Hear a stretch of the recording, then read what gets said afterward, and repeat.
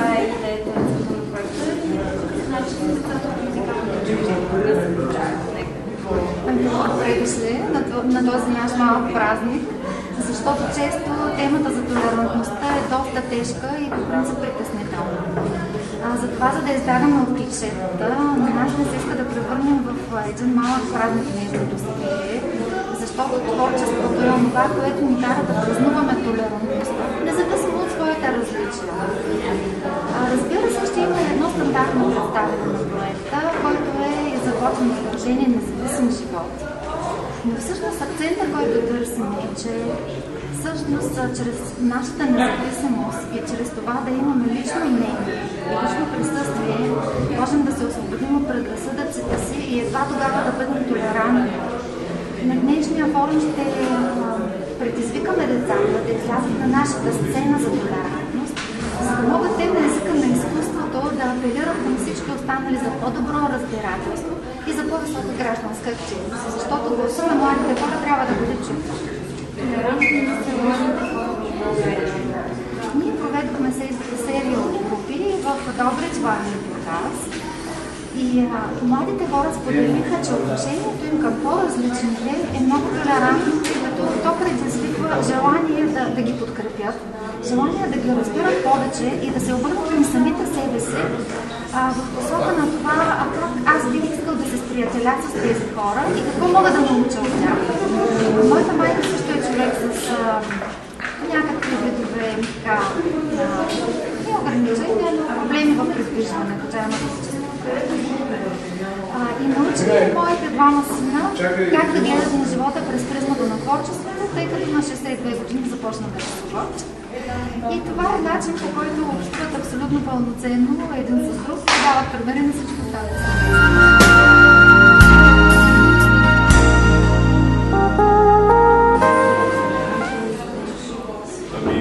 Да, мога да кажа с ръка на сърцето, че съм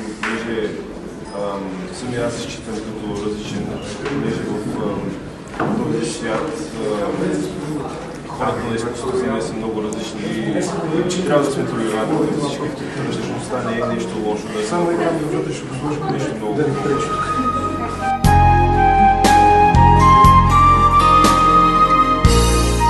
Здравейте, мили млади хора, творящи, врящи в изкуството, в един език, който е разбираем и достъпен за всеки един. Езикът на творчеството. Благодарение на госпожа Пантелеева, директор на училище по изкуствата, професор Панчо Владигеров, ние днес имаме удоволствието да сме в тази зала, в която не знам дали сте забелязали, но ако някой седне на последния чин и разлисти лист, може би той ще се чуе до сцената. По същия начин е създадена и сцената в Гърция. Това е сцената в Акропола. И нейната символика с мястото, на което в момента ние присъстваме, и моят апел към вас е да разлистим една малка страница от нашите сърца, която се нарича толерантност. И нека тя да бъде толерантността към хората с специфични потребности, каквото е мотото на нашия форум днес. Поканили сме ви тук, за да ви разкажем малко повече за инициативите, които Сдружение Независим живот за хора с увреждания се опитва да проведе в редица градове. Нашият малък проект се реализира в градовете Добрич, Варна и Бургас, като разбира се навсякъде целта е една и съща. Да се дадем сметка, че езикът на творчеството е достъпен за всеки един от нас. Че няма значение колко сме различни, няма значение дали сме малки или големи. Днес нашето малко сдружение ви кани и на тази импровизирана сцена за толерантност, на която да имате възможност да заявите, че вие не сте безучастни, че вие имате свое мнение и че вие имате своя позиция по въпросите, свързани с хора, които са със специфични потребности. На част от инициативите, които проведохме в градовете Добрич, Варна и Бургас, присъстваха много млади хора. Те споделиха съвсем искрено, че понякога дори не знаят как да се отнасят към хората с специфични потребности.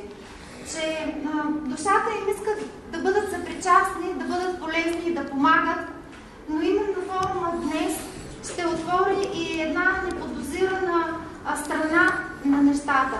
Страната да бъдем активни, да знаем какво се случва с тези хора, да не ги оставяме сами и изолирани в техните къщи, с творчеството си, което са подготвили нашите млади участници от класа по драматично изкуство в училище професор Панчо Владигеров. Отново да заявим, че ние имаме активна гражданска позиция и че ние чрез нашето творчество можем повече да докосваме и повече да сме помагащи, подкрепящи и активни граждани в нашето общество. Накратко ще ви представя проекта, който Сдружение Независим живот замисли като една провокация към младите хора. Не случайно името Независим живот носи много голяма символика в себе си, тъй като ние знаем, че в своето ежедневие хората с специфични потребности са свързани с много големи зависимости. Те са зависими от своите близки, от своите приятели и най-вече от социалните служби, които по някакъв начин се опитват да ги подкрепят.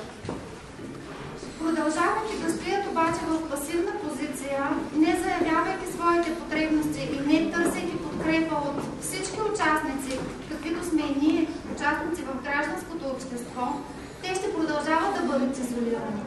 Една от целите на нашия проект е тяхната проблематика да излезе на преден план и ние да знаем с какво се сблъскват в своето ежедневие, защото може би когато се научим да бъдем независими, може би тогава ще се научим да бъдем по-толерантни.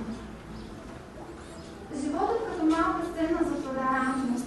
Ако се замислим над точно тази дума сцена и ако се дадем шанса от една страна, но от друга страна правото да заявим своята позиция, мисля, че ще бъдем по-активни и по-подкрепящи в тази нелека част от обществото ни и каквато е проблематиката на хората, свързана с хората с увреждания. Така че аз ще апелирам днес към всички вас, било чрез представянето на стихове на Христо Котев или чрез изпълнение на музикални инструменти, наистина да дадете онова малко къща от себе си, което ние наричаме един прекрасен форум за толерантност.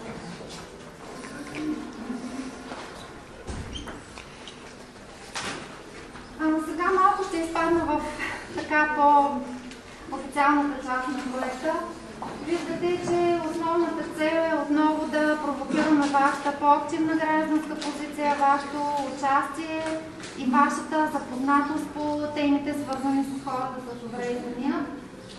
Без да забравяме обаче, че повечето от тях са със съхранен интелектуален потенциал. Тоест, независимо с какви архитектурни бариери те се опитват да се справят, придвижвайки се дори в своето ежедневие, много от хората с специфични потребности всъщност вътре в себе си са прекрасни творци. Ние имаме хиляди примери за това.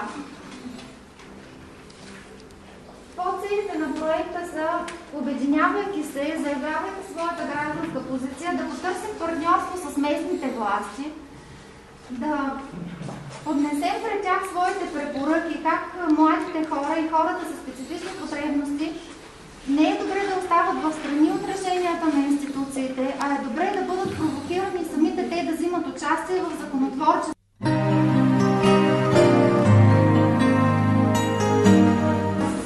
Сайт на проекта, виждате, че е посочен. Там можем да потърсим един форум, по който да обменим идеи с други наши приятели от България, извън България, в други градове, приятели, с които да споделим какви са нашите опитности, как ние се справяме, как ние реагираме, как ние обменяме информация за хора с специфични потребности и най-вече как можем да провокираме граждански инициативи в посока промяна, било на законодателство, било на местни политики, които се водят във връзка с хората с специални потребности. Ще бъде издадена и брошура на проекта. Едно от особено приятните провокации беше изработване на лого на проекта, което ще бъде създадено вече в самия край. Краят на проекта ще бъде в краят на месец май. От Отново ще ви поканим, може би, на едно събиране и ще ви разкажем отново за постигнатите резултати по проекта. И отново ще чуем, може би, изпълнение на тия прекрасни творци. Тук накратко съм разказала за темите, които сме така коментирали. Понятието толерантност, като една интересна провокация, методи за успешно въздействие между неправителствените организации и местната власт и, разбира се, препоръки, които младите хора искат да предоставят на местната власт. Нещо май не сме спомнили през залата.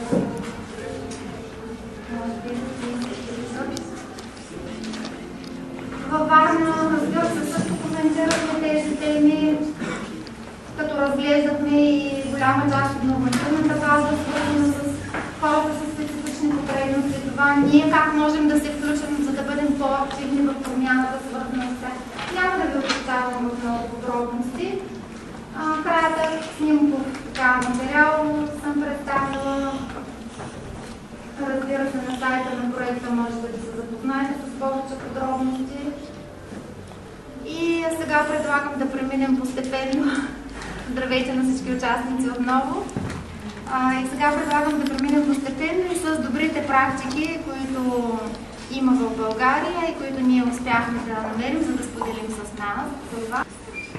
Когато говорим за добри европейски практики, става въпрос за база данни от проекти с участието на младежи и хора с специфични потребности, които имат доброволчески инициативи.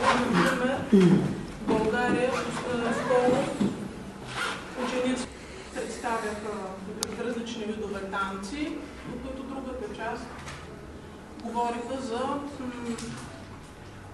здравословния начин на живота. Това е много популярна европейска практика, тъй като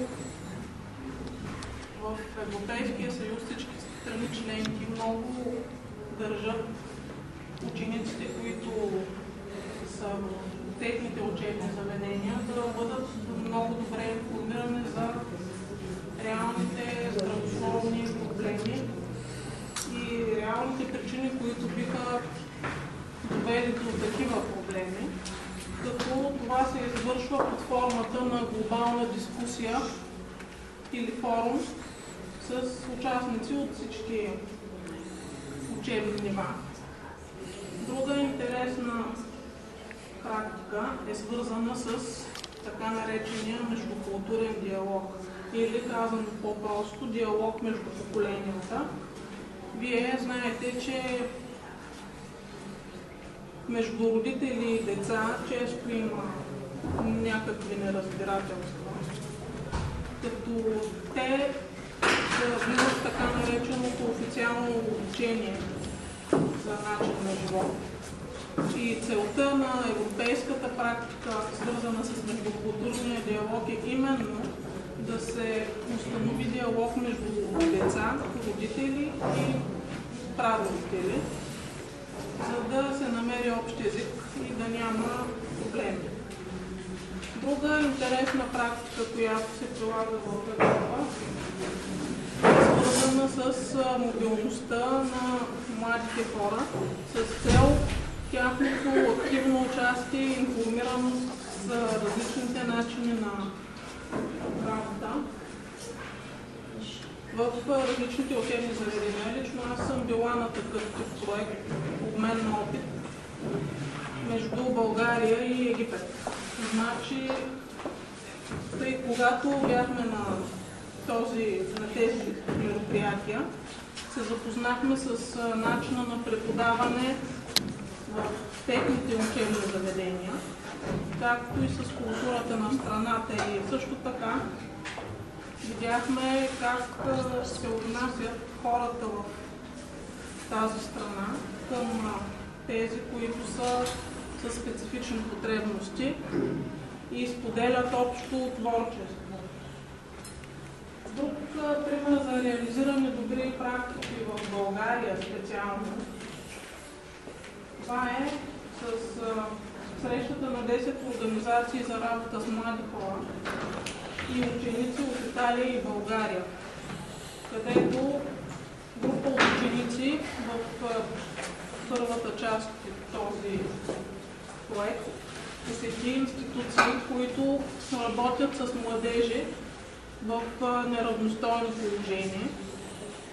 Втората част от този форум се проведе в Флоренция и се поеха разноските от съответните организации. Втората част беше свързана с посещение на професионалните институции, които подпомагат младежите да намерят своето развитие като професия бъдеща и да имат лична мотивация да правят точно това, което те искат. Друга интересна инициатива в България беше проведена в град Правец от различни училища, които решиха да открият работилница за добротворчество и приятелство, което стана чрез рисунки, как те си представят съответно вида на приятелство. Във връзка с тези добри европейски практики, ние от Съдружението имаме желанието и го постигаме успешно да насърчим участието на вас, младите хора, в процеса на вземане на решения по по-сериозни въпроси, с цел да не останете просто пасивни наблюдатели, а да имате реална гражданска позиция и реално мнение, което да устоява. Другата цел е свързана с обединяване на хората, които са в различно социално поведение, в социални групи. Като начин целим да се предложат препоръки от вас за подобряване на самия процес по вземане на решения, прозрачност на идеи и за граждански инициативи, които да са от полза както за вас, така и за вашите близки, така и за хора, които смятаме, че си имат специфични потребности. Като връзката е, че независимо дали човек има увреждане или няма, той остава с напълно съхранено интелектуален потенциал и творчество. Много добри творци са имали някакви недостатъци. И именно чрез творчеството целим да свържем всички младежи и просто да станат като равни, да се чувстват равни и приети, а не изолирани. Сред нашите гости сме поканили госпожа Георгиева, която е представител на Сдружение Усмивка, нали така беше? И доколкото разбрах, че аз също има доста опит в работа с различни социални групи и ще си бъде много интересно да ни разкаже за това, какво се случва и при тях. Така че заповядайте. Добър ден, казвам се Митка Георгиева, председател съм на едно много хубаво и с едно интересно име сдружение, което се казва Усмивка. И тъй като нашата идея наистина е да даряваме много усмивки на децата на Бургас и правим различни инициативи, кампании, които са свързани с хора и с деца, които са или в уязвими групи, или да кажем младежи. В нашето сдружение от 2012 година функционира Център за работа с доброволци, който е част от една голяма мрежа към Национален алианс за работа с доброволци в град Пловдив. Така че всеки, който иска, на улица Славянска се намира центъра, където се намираме ние, нашия офис. Славянска 4 може да дойде да се запише като доброволец, като ние в кампаниите и инициативите, които провеждаме, винаги можете да дойдете и да направите и да дадете своя доброволен труд, като за всеки доброволец, който се запише при нас, му предоставяме една доброволческа книжка, защото миналата година работихме по един такъв проект, който се казваше Европа, моето бъдеще, моя шанс за изява. Тогава доброволци към нашето сдружение бяха младежи от град Камено и младежи от Механотехникум Бургас. Сега в момента имаме младежи, които са от математическата гимназия, строителен техникум, които идват и в различни кампании ние си позволяваме да ги каним, така че който прояви интерес към нашето сдружение може с удоволствие да дойде. Ние много работим за децата, които са от уязвими групи, говорим за деца, които са в домовете, какъвто е Дом Вулкари, тук на територията на Бургас, Център за обществена подкрепа, Дом Николай Чудотворец, на които ние организираме различни кампании. Една от интересните ни кампании е свързана и с работата в МБАЛ Бургас. Ние сме, може би, единственото сдружение, което посещава редовно МБАЛ Бургас. И даже миналата година, понеже юни месец има и Европейски ден на шоколада, ние бяхме си изпросили от една фирма за шоколад, изпросихме си шоколади и тези шоколади ги занесохме на децата в МБАЛ Бургас, които си лекуват. Те не са постоянно непрекъснато едни и същи, но младежите, които бяха доброволци, дойдоха с нас. После имахме такава кампания, която се казваше "Гушниме пак с младежи доброволци", давахме на децата плюшени играчки, събираме ги по различни поводи с различни кампании.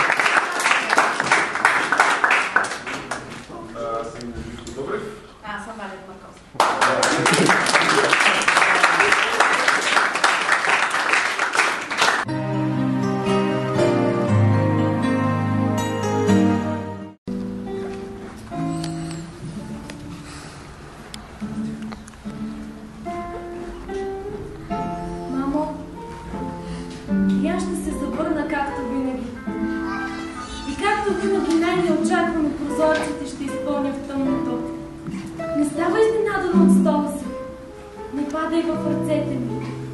Погледай ме и позволи ми да сваля палтото си. Да насека дърва и в музетите да коленича, да запаля печката.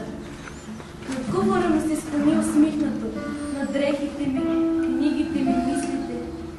И допусни ги, моля те, накарай ме отново да обикнете жената ми. Не се страхувай, къща в душата ми. Прозорците избърши, пред няколко гостоприемно разтвори вратите им. Върни на огледалото и блясъка и изпълни изчупените съдове с сребърната влага на очите си, за да живея, за да нося винаги в мислите си твоето присъствие. Мамо, не остаравай, моля те, и никога не бягай през деня на огледалото. В очите ми се гледай непрекъснато, съпротивлявай срещу тъгата, за здравето си се бори отчаяно. И защитавай, моля те, душата си от бръчките, от тясъка на времето. Не казвай, че е суета. Някога се освежава с почервина космите. И не умирай, заповядвам те. До края съществувай в живота ми. Явявай се в най-страшните ми сънища с бялата си роба. Съзерцавай ме с погледа на жените тихото. Да се обърна стресното след някой да ти види в дъжда. Прозорците, балконите, небетата и в себе си. Мамо, не ме изоставяй, мамо.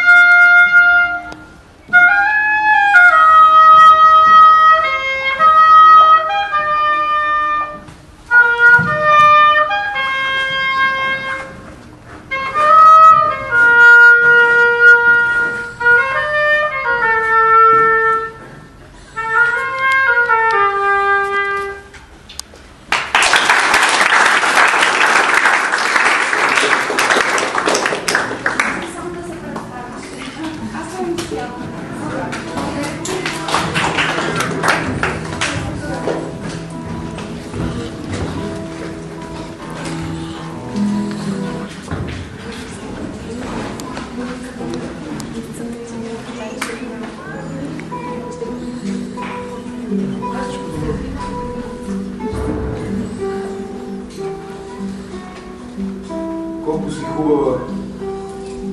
Господи, колко си хубава! Колко са хубави ръцете ти! И нозете ти колко са хубави! И очите ти колко са хубави! И косите ти колко са хубави! Не се измъчвай повече! Обичай! Не се щади, обичай!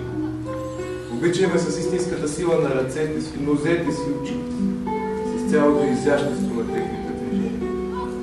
Повярвай ми завинаги и никога ти няма да си хубава. Обичай ме и да си зла, обичай, обичай.